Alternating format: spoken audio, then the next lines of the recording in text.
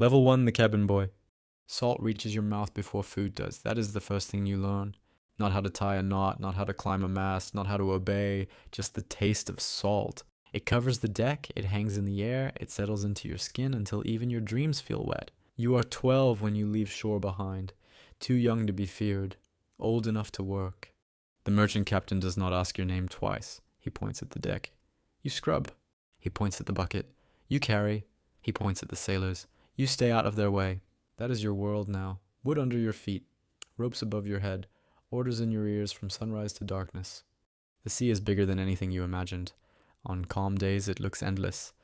On rough days it looks hungry. You sleep near the cargo with rats scratching in the dark. You wake before dawn to the sound of boots and curses. Every day tastes the same. Salt, sweat, fear. But fear changes. At first you fear the officers, then the storms, then the sickness that spreads when water goes bad, then the silence that falls over grown men when another ship appears on the horizon. That silence is different, heavier, sharper. You notice it one gray morning, a cry from above, a shape in the distance, black sails. No bell rings, no drum sounds. Still, every man on deck knows. Pirates. The word moves without being spoken. The merchant captain shouts. Men run. Cannons are loaded with shaking hands. You stand frozen beside a barrel, too scared to breathe. The pirate ship glides closer, fast, certain. Like a wolf already smelling blood. Then the first cannon fires. The deck jumps under your feet. Smoke tears through the air. Splinters burst from the rail. A sailor near you screams and drops. You do not even see what hit him. The second shot comes faster. Then grappling hooks slam into the side of the ship. Ropes pull tight. Wood crashes against wood. And suddenly they are here. Boots, blades, pistols tucked into belts, faces wrapped in cloth, eyes that do not hesitate. You try to hide. A hand grabs your collar anyway. You are dragged across the deck, choking, kicking, useless. The pirate holding you laughs. Not cruelly, just easily, as if terror is the most ordinary thing in the world. He looks at you, too thin, too small, too alive to waste. So he shoves a knife into your hand, points to the deck, and gives you a choice, work or drown. By sunset, the merchant ship is burning behind you, and your old life burns with it. Tomorrow, you belong to pirates. Level 2, the first voyage. The pirate ship smells worse than the merchant vessel ever did. Rum, tar, rotting fish, unwashed bodies, blood that never fully leaves the planks, and beneath all of it, the same endless salt. You step aboard as a prisoner. By nightfall, they already treat you like cargo that learned to walk. Nobody welcomes you, nobody asks where you came from. On this ship, the past matters less than what your hands can do. So you learn fast. You haul rope until your palms split. You climb rigging with the wind trying to tear you loose. You swab the deck while older hands laugh and place bets on whether you will fall overboard. Sometimes they kick you aside, sometimes they throw you scraps. That is almost kindness here. The captain watches from the quarterdeck. Long coat, weather-cut face, one gold ring in one ear. He does not waste words. When he speaks, everyone moves. That is power. Not shouting, not posing, just a voice that turns men like a changing tide. You fear him more than anyone, but not for the reason you expected. He is not the wildest man aboard, he is the calmest. And calm men are dangerous. Days blur together, sunrise, labor, salt beef, curses, night watches. You begin to understand the rules no one bothers to explain. Take your share, do your duty, stand in battle. Do not steal from the crew. Do not show weakness too often. Do not challenge a man unless you are willing to kill him. That last rule arrives with blood. A sailor accuses another of cheating him. Voices rise, knives appear. No officer steps in. The crew forms a circle and watches. So do you. It ends quickly. One slash, one gasp, one body on the deck. The dead man is wrapped in canvas before sundown. By moonrise, the crew is laughing again. The sea does not stop from mourning. Neither do pirates. Weeks later, your first raid begins. Not a grand battle, not treasure chests spilling gold, just a lonely sloop caught in weak wind. The captain chooses speed over cannon fire. You come alongside so close you can hear the other men praying. Hooks fly, boards crash together. The crew surges forward. You stay back for one breath too long. Then someone shoves you from behind. Now you are in it. A pistol explodes nearby. Smoke blinds you. A man swings a cutlass at your head. You duck by accident. He stumbles.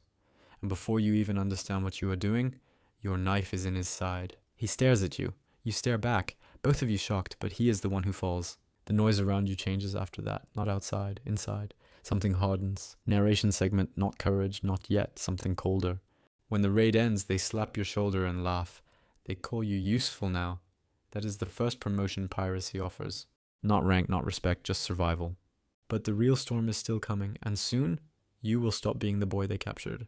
Level 3, the mutiny. You stop counting weeks. The sea has a way of swallowing time. One voyage becomes another. One raid becomes the next. Soon your hands are rope burned and scarred like everyone else's. You move across the deck without thinking. You reef sails in darkness. You load pistols by touch. You can tell the mood of the crew by the way men laugh. Too loud means trouble. Too quiet means worse. That silence returns after a failed hunt. 3 ships spotted, 3 ships lost. Bad wind, bad luck, bad temper. Supplies run low. Water stinks in the barrels. The salted meat crawls before it reaches your plate. Men begin to blame the captain. Not openly, not yet, but piracy runs on profit and empty hands turn dangerous fast. You hear it in whispers below deck. He's lost his edge. He waits too long. He fears the navy. He keeps too much for himself. Every complaint is another spark in dry wood. Then the storm hits, not just rain, not just thunder, the kind of storm that erases the line between sea and sky. Masts groan like wounded animals. Waves hammer the hull hard enough to shake your teeth. Men scream just to hear themselves over the wind. You cling to rigging with both arms, half blind with salt and rain. A sail tears loose above you. Someone falls. Gone instantly. Not even a splash worth remembering. By dawn, the storm passes, but the ship is damaged. 1 mast cracked, 2 men dead, supplies ruined. And the captain gives the order to turn away from a rich trade route to make repairs. That is when the whispers become decision, mutiny. The word moves through the ship like fire below floorboards. You feel it before you hear it. Too many glances, too many hands resting near knives. The first mate, a broad man with a scar across his mouth, speaks to you in the dark. He knows you are not a child anymore. He knows you can fight. He asks one question. Captain or crew, there is no third option, no hiding place, no safe answer. Because if the mutiny fails, the captain hangs everyone involved. If it succeeds, anyone loyal to him goes overboard. At night, the lanterns sway low. The sea is strangely calm. Bootsteps move in the dark. Steel whispers from leather. Then the cabin door slams open. Shouting explodes across the deck. You rush forward with the others, heart smashing against your ribs. The captain comes out armed already. Of course he does. He fires once. A mutineer drops. He draws his blade.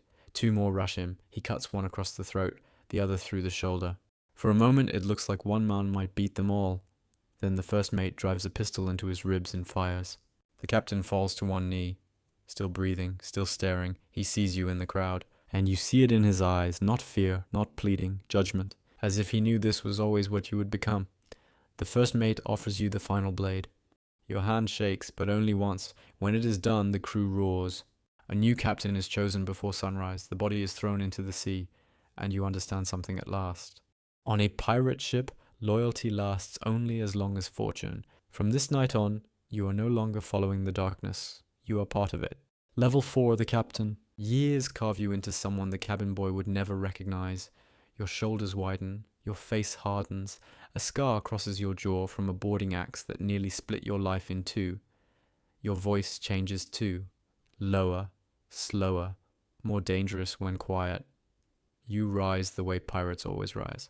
Not by birth, not by honor, by surviving long enough to be feared. The first mate becomes captain, then he becomes reckless. He drinks too much, spends too much, trusts the wrong informants in the wrong ports. His luck turns. Then, one moonless night, so does the crew. You have seen this story before. You simply stand in the place where another man once stood. This time, when the circle closes, no one asks where you belong. They already know. The old captain reaches for his pistol. You draw faster, 1 shot.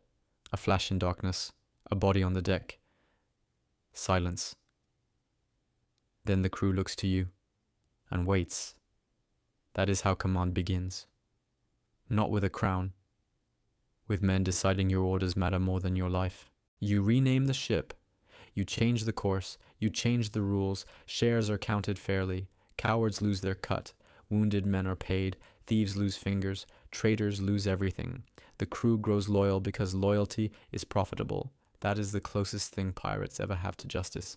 Under your command, the ship becomes faster, leaner, crueler. You strike at dawn, at fog, at the edges of storms where merchants think no sane captain would sail. But sanity is not your trade. Fear is. You attack a Spanish brig off a red sunset coast, you slip through cannon smoke and board before they can reload, you raid a sugar ship so loaded with cargo the deck groans under your boots, you anchor in hidden coves where lantern light flickers across stolen silver and open barrels of wine. In taverns, people begin lowering their voices when your name is mentioned. In ports, officials pin notices with your description on wooden posts. In churches, sailors pray not to see your flag on the horizon. That flag matters. More than gold, more than guns. It reaches a ship before you do. It empties courage from men before steel ever crosses. That is real power. To win the fight before it begins. But fame is a current with teeth. The more treasure you take, the more hunters follow. Privateers, naval captains, former pirates looking to sell your head for pardon money. Every victory makes you richer. Every victory also makes you easier to recognize. Still, you keep sailing, because stopping is its own kind of death. And deep down, you know the truth. No pirate grows old in peace. The sea gives, then it takes. And now, it is beginning to look back at you. Level 5, the legend. Your name becomes larger than your body, larger than your ship, larger than the truth. That is when you become a legend. Sailors swear you cannot be killed. Dockside drunks claim you made a pact with the sea. Mothers scare children into obedience by whispering your name after dark. You hear these stories in disguise when you go ashore. A hood over your head, a dull coat, no rings, no crew beside you. You sit in tavern corners and listen to men describe you as a giant, a devil, a ghost. You almost laugh. Legends are built from distance. Up close you are just scar tissue and tired eyes. But legends are useful, so you feed them. You leave no witnesses when you must. You spare them when fear will travel farther than bodies. You attack one convoy not for the cargo but for the spectacle. 3 ships against 1. Cannons roaring under black clouds. Your crew screaming over the thunder. Boarding hooks biting into painted hulls. Fire climbing rigging like orange snakes. By the end, 1 merchant ship burns, 1 surrenders, 1 flees, and the one that flees carries your story into every port it can reach. That is better than gold. For a while it feels like nothing can touch you. Your hold fills with coin, silk, spice, tobacco, medicine, guns. You wear velvet taken from governors, drink from silver meant for noble tables, sleep with pistols within reach and treasure beneath your feet. Yet every prize costs you something. A gunner you trusted loses his arm. A helmsman who sailed with you for years takes a ball through the throat. A young deckhand, barely older than you were when this life began, drowns tangled in broken rigging while calling for help no one can give. The crew still cheers after victories. But the cheers sound thinner now, older. Even laughter ages at sea. Then the Empire answers. Not with 1 ship, with many. Warships hunting in packs. Governors offering pardons to some pirates and gallows to the rest. Safe harbors vanish. Friendly ports close their gates, informants grow rich selling rumors of your route. You study charts by candlelight and see the truth spread before you like a wound. The world is shrinking, civilization is learning how to fence the ocean, and men like you are only ever temporary. Still, 1 prize remains. 1 last treasure fleet, 1 last gamble big enough to matter. Your officers warn against it. Your oldest crewmen stay quiet. They know that look in your eyes. You are not chasing gold anymore. You are chasing the feeling of being untouchable 1 last time. And that hunger is the most dangerous storm of all.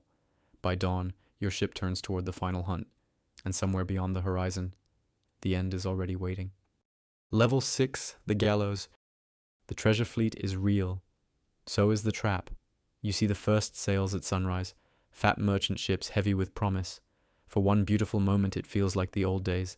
Easy prey, slow hulls, rich reward. Then the escort ships reveal themselves through the morning haze. Naval frigates, armed, waiting, their cannon ports open like black teeth. Your quartermaster curses under his breath. Your crew freezes for half a heartbeat. Then the sea erupts.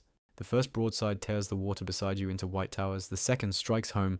Wood explodes across the deck. A mast line snaps and whips a man off his feet so hard his body folds wrong when he lands. Smoke swallows the bow.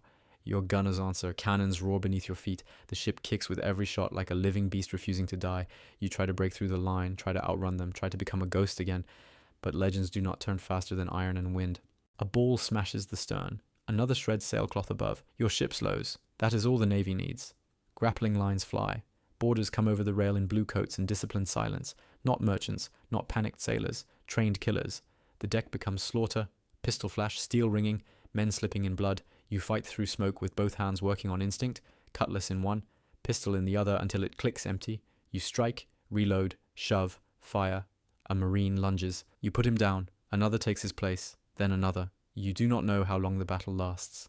Minutes, hours, a lifetime. By the time it ends, the deck is covered with broken men and broken wood. Your crew is dead, dying, or pinned to their knees. Your flag has fallen. So have you. A musket butt cracked against your skull brings the sky sideways. When you wake, chains bite into your wrists. Land feels wrong beneath your feet. Too still. Too firm. Crowds line the streets to see you march to prison. Some cheer, some spit. Some look disappointed that a legend can bleed like any other man. Your trial is brief. Piracy, murder, theft, treason against the crown. The sentence was decided before you entered the room. The gallows wait above the harbor where ships rock gently in the tide. You smell salt again, as strong as the first day. The crowd is huge. Sailors, officials, children sitting on shoulders for a better view. The rope hangs in front of you like a final piece of rigging. A priest speaks. You do not listen. Your eyes stay on the horizon, on the water, on the line where the world still looks wild. For one moment you are 12 again, thin, terrified, standing between drowning and a knife in your hand. You chose this life. Every raid, every death, every coin, every betrayal. The rope is placed around your neck. The harbor falls silent. This is the end they wanted for you, but not the end that lasts. Because when the trapdoor drops, your body dies. Your story does not. Long after the tide takes your shadow away, sailors will still look into storm-dark water and whisper about men like you. And somewhere in those whispers, you sail forever.